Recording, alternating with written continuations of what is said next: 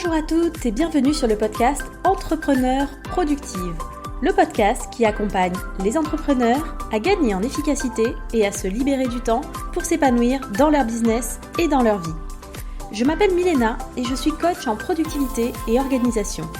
Ici, je vous partage mes conseils, méthodes et astuces pour devenir plus productive et développer votre business dans la joie et la bonne humeur. Alors sans plus attendre, je laisse la place à l'épisode du jour. Bonne écoute!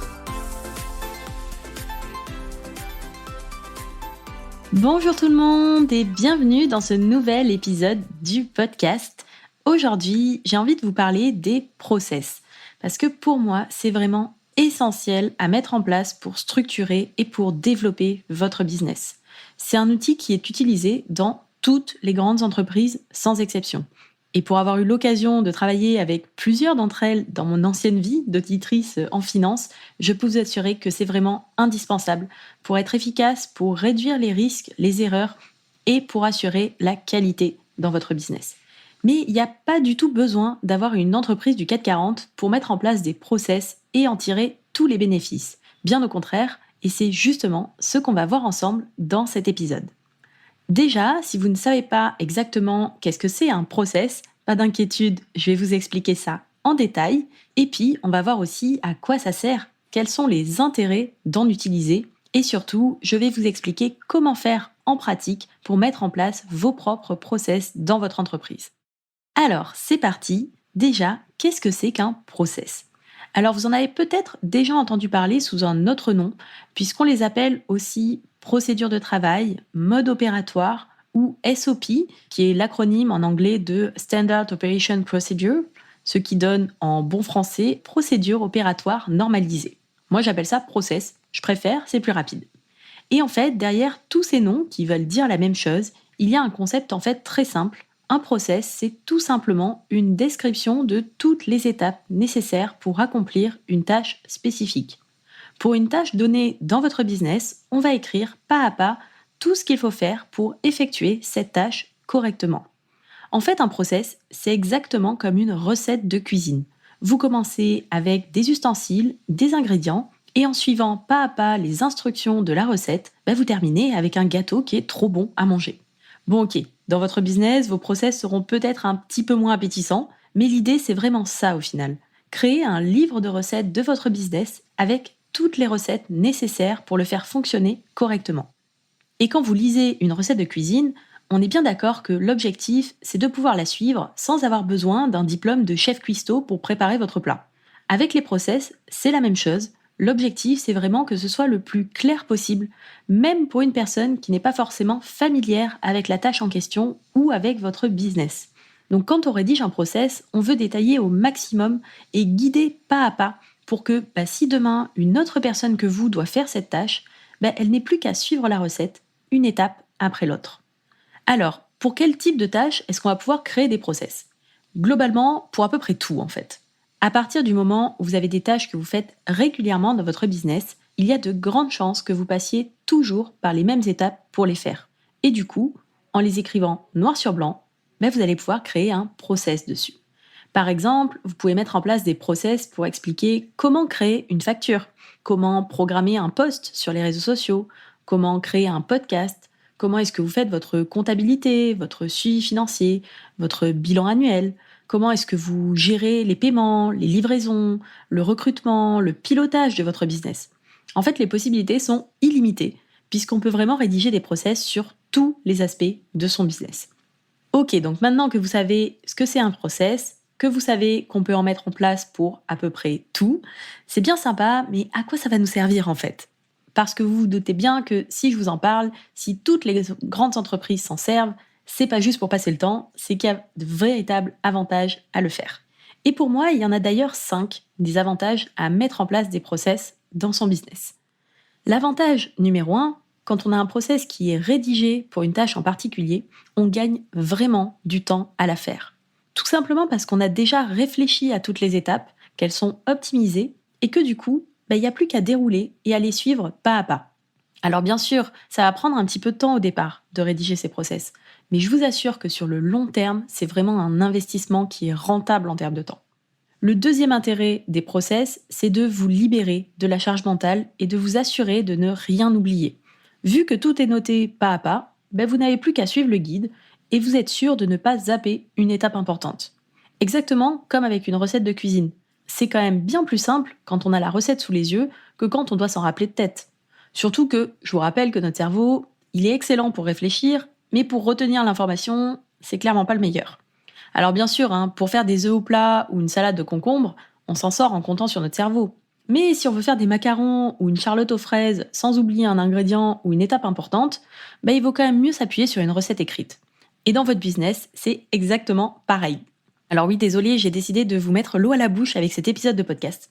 Sorry, mais not sorry. Le troisième avantage d'avoir des process, et la raison pour laquelle toutes les grandes boîtes s'en servent, c'est que ça vous permet de garantir un niveau de qualité constant dans le temps, quel que soit le moment ou la personne qui fait la tâche.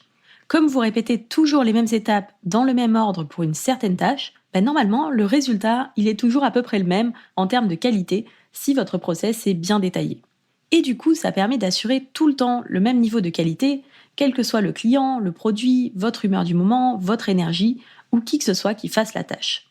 Si on continue dans nos exemples de nourriture, c'est pour ça par exemple que dans n'importe quel McDo du monde que vous alliez, les frites sont exactement les mêmes. Et c'est d'ailleurs un des gros succès de McDonald's. Ok, la nourriture, c'est pas la meilleure du monde, mais que vous soyez à Bali, Tokyo ou Paris, vous savez à quoi vous attendre, parce qu'un Big Mac, c'est le même partout. Et s'ils arrivent à faire ça dans des milliers de restaurants dans le monde, c'est parce qu'ils ont des process rédigés bien précis qui sont appliqués partout de la même manière. Le quatrième intérêt des process, c'est que ça va vous permettre de gagner en efficacité dans votre manière de faire les choses. Comme vous allez devoir décomposer étape par étape comment vous faites une tâche en particulier, vous allez pouvoir vous demander pour chaque étape s'il n'y a pas moyen de simplifier les choses. Et c'est bien plus simple quand on a tout décomposé d'identifier les axes d'amélioration. Du coup, vous pourrez optimiser à chaque fois un petit morceau de votre process, un petit pas après l'autre, et avec la magie de l'effet cumulé, vous allez gagner énormément en efficacité. Et ça forcément, sur le podcast Entrepreneur Productive, on aime bien. Et enfin, le cinquième avantage des process, clairement pas le moindre, c'est de faciliter énormément la délégation dans votre business. Forcément, si demain vous devez déléguer certaines tâches à une personne externe qui ne connaît pas votre business, votre façon de fonctionner, vous allez gagner énormément de temps si vous avez déjà des process rédigés plutôt que si tout est dans votre tête. Vous n'aurez qu'à lui transmettre les process existants et s'ils sont bien rédigés, normalement, elle n'a plus qu'à suivre les étapes. D'ailleurs, c'est le meilleur test pour savoir si vos process sont bien faits, suivant si vous avez beaucoup de questions et d'explications en plus à rajouter ou pas. Par contre, je vous encourage vraiment à ne pas attendre de devoir déléguer pour créer vos process. Parce que quand on arrive au stade où on doit déléguer certaines tâches, c'est souvent qu'on n'a plus le temps de s'en occuper ou qu'on a d'autres priorités à gérer. Et donc, c'est pas du tout le moment pour passer plusieurs heures, voire journées, à rédiger pas à pas tous vos process. Et puis, comme on l'a vu juste avant, les process, ça vous fait gagner du temps à vous aussi. Ce n'est pas utile que pour déléguer. Donc, autant s'y mettre le plus tôt possible. D'ailleurs, c'est un sujet qu'on aborde en profondeur dans mon coaching Entrepreneur Productive. Donc, c'est mon programme signature dans lequel j'accompagne un petit groupe d'entrepreneurs pendant 2 mois pour vous aider à structurer votre business, reprendre le contrôle de votre temps et développer votre business plus sereinement. La prochaine session ouvrira ses portes début septembre. Et pour vous faire patienter, j'ai mis en place une liste d'attente en mode Summer Camp où je vous envoie tout l'été des contenus exclusifs pour vous aider à structurer votre business et votre organisation.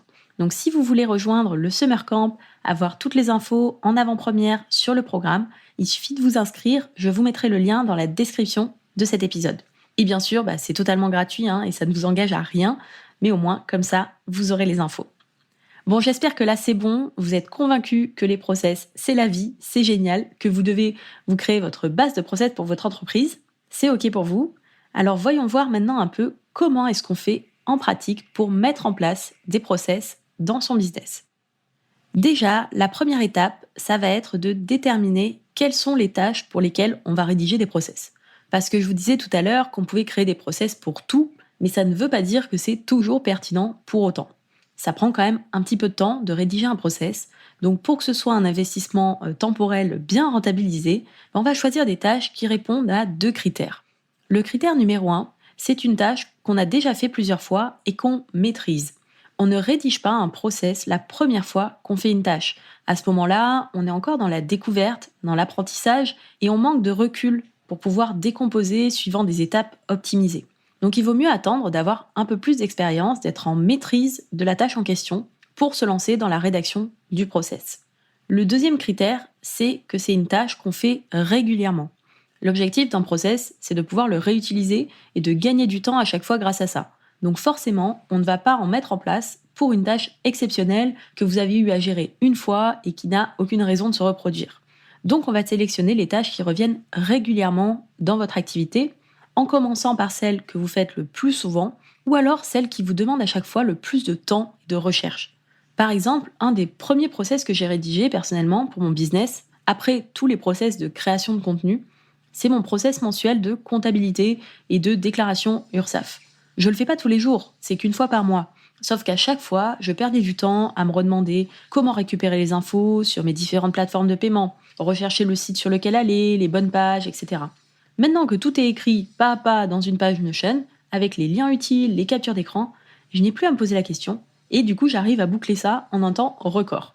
Du coup, vous pouvez commencer pour cette première étape par faire la liste de toutes les tâches que vous faites régulièrement dans votre entreprise et voir lesquelles seraient des bonnes candidates pour créer un process dessus.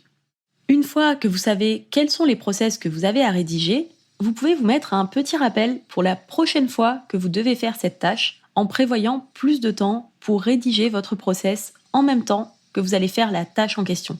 C'est vraiment le meilleur moment pour le faire puisque vous allez pouvoir noter au fur et à mesure toutes les actions que vous faites en même temps que vous devez le faire. Donc, vous vous lancez dans votre tâche, vous ouvrez une page à côté sur Notion, sur votre outil de prise de notes, et vous notez absolument tout ce que vous faites, étape par étape. Il faut savoir que vos process peuvent prendre différentes formes. Vous pouvez les écrire, bien sûr, mais aussi insérer des captures d'écran, des liens, des images, et même faire des process vidéo où vous filmez votre écran en expliquant pas à pas toutes les étapes. Et pour ça, c'est super pratique, je trouve, de rédiger ces process sur Notion, puisque sur une même page, vous allez pouvoir très facilement insérer les différents types de contenus et de médias. Donc là, ça y est, vous avez rédigé votre process, vous avez fait le plus dur, bravo. Maintenant, vous allez pouvoir le ranger dans un coin, le laisser de côté, jusqu'à la prochaine fois que vous aurez à faire cette tâche. À ce moment-là, quand vous recommencez la tâche en question, vous allez pouvoir vérifier que votre process est bien complet. Vous allez regarder votre process et vous allez suivre à la lettre les étapes que vous avez notées. Comme vous maîtrisez déjà la tâche que vous êtes en train de faire, vous allez très vite vous rendre compte s'il y a des choses qui manquent. Et si c'est le cas, vous n'avez qu'à ajouter ces étapes manquantes et comme ça, à ce stade-là, vous êtes sûr d'avoir un process complet et efficace. L'objectif des process, c'est de vous faire gagner du temps. Donc ça serait quand même dommage d'en perdre à vous demander où est-ce que vous les avez mis. Donc, que vous ayez déjà plusieurs process rédigés ou que vous n'ayez pas encore commencé, je vous invite dès maintenant à choisir l'endroit où vous allez tout centraliser. Vous pouvez par exemple créer une base de données process dans Notion et ensuite ajouter différentes propriétés pour préciser la thématique du process. Vous pouvez créer des vues filtrées suivant vos besoins pour les retrouver très rapidement avec la fonction recherche. Et l'avantage avec Notion, c'est que vous pouvez aussi vous créer un template de nouveaux process pour respecter toujours le même modèle et gagner encore plus de temps. C'est d'ailleurs le genre de base de données qui est déjà intégré dans l'espace Notion complet qui est offert à mes coachés du programme Entrepreneur Productive. Et si vous n'utilisez pas Notion, vous pouvez aussi stocker vos process sur une application de notes si vous n'avez que des process écrits ou dans un dossier sur un drive. Mais je vous conseille vraiment de stocker vos process sur un outil en ligne parce que comme ça sera beaucoup plus simple ensuite pour les partager à d'autres personnes et être sûr que tout le monde travaille avec la même version vu que les fichiers seront synchronisés en temps réel. Une fois que vous avez vos process rédigés et bien rangés tous au même endroit, c'est pas tout à fait terminé. Parce qu'un process, c'est pas quelque chose de statique. Ça doit évoluer, ça doit être mis à jour régulièrement. Tout comme votre business évolue et au fur et à mesure, vous ne faites plus exactement les mêmes choses de la même manière, vous devez aussi mettre à jour vos process pour qu'ils restent utiles et pertinents. Parce qu'un process qui n'est plus à jour et donc sur lequel vous ne pouvez plus vous appuyer, c'est un process qui sert à rien en fait. Donc, à chaque fois que vous faites une tâche en vous appuyant sur un process, n'hésitez pas à faire des modifications si vous vous rendez compte que ce qui est écrit n'est plus à jour ou que vous avez changé votre manière de faire depuis la dernière fois. Et si vous n'avez pas le temps de le faire sur le moment, notez que votre process n'est plus à jour et prévoyez un petit peu plus de temps la prochaine fois que vous ferez cette tâche pour faire la mise à jour en même temps. Comme ça, vous vous assurez d'avoir un livre de recettes qui est tout le temps à jour et vraiment utile pour votre business. Et voilà, vous avez maintenant toutes les clés pour mettre en place des super process pour votre business.